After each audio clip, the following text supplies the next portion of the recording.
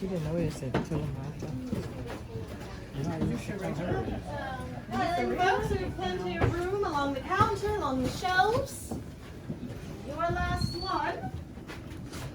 Are we missing anyone? It's a bit late for that because we are locked in. This building is restless. The Singer brothers that you see here by the door, they opened this building in 1887. Now back then, this was when modern technology was just coming out of their primitive state. So, the bottles that you see on the wall were largely concoctions of water, grain alcohol, and opium. Come a little bit of a way since then. However, what is on these shelves and in these walls pales in comparison to what many believe still lies buried beneath our feet. You see, there is a local legend that this drugstore also lies on top of the Tolomato burial site. And it is so well known that many locals still stop in and make sure that the totem to Tolomato still stands where it should. In fact, legend has it when this building first opened that the bottles would tip themselves over on the shelves. The glass globes of the gas lamps would explode, permanently charring the ceiling. This was said to happen once during an embalming, and it startled the embalmer so much he dropped his embalming jar, making some parts of the floor shinier than others, where it permanently stained it.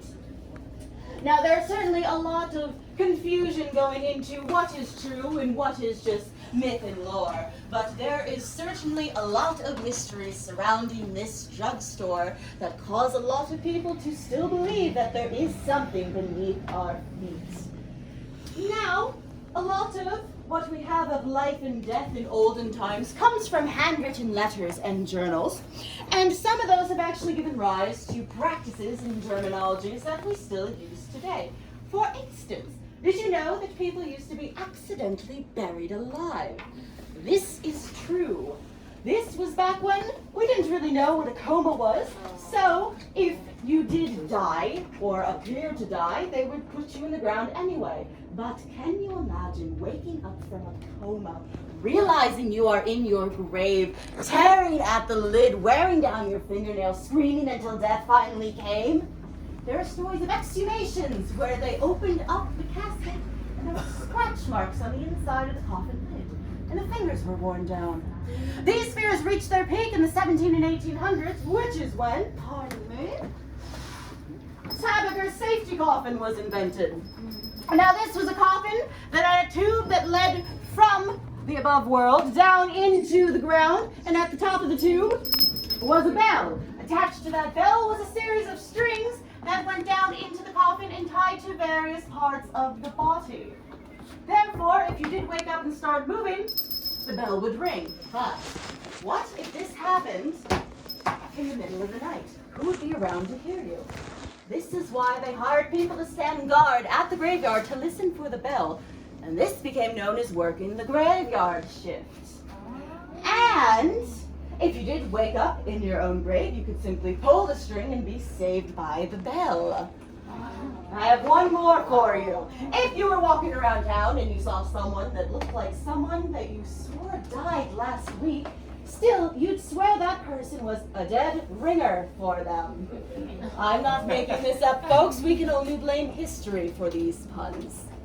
And on the subject of handwritten letters and journals, we also have a story coming from St. Augustine in 1823, featuring one Colonel Joseph Smith, who wrote of a very strange funerary practice that took place while he was here on military assignment. Now, when he first arrived at St. Augustine, he fell in love with the most beautiful woman in town. But unfortunately for him, she was already married. And even more unfortunate, just a few short months after meeting her, he was attending her funeral. She died of a high fever. But her family knew how beloved she was throughout town, so for that reason, they actually placed her in a chair, raised her high in the air, and carried her through the streets in a sort of ghostly parade, so that everyone could pay their last respects to her before she was buried. Now, as this happened, Colonel Smith watched on, and he hoped that his passion would not show, for death had not taken anything from her lovely face. She was passed underneath the thorny branches of the pompano tree, and one branch caught her across the cheek, and she began to bleed. "The dead do not bleed," Colonel Smith murmured to himself, and as they set her down outside of the cemetery gate, he pushed through the crowd saying, "Wait! She is not gone!" And before anyone could stop him, he bent down and gently slapped her face.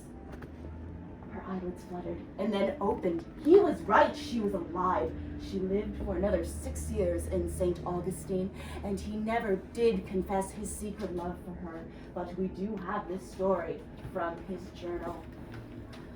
Now, as we continue on with our tour, I will say that a scratch saved the woman in the last story, but a scratch to any of our wax figures will spell nothing but trouble for all of us.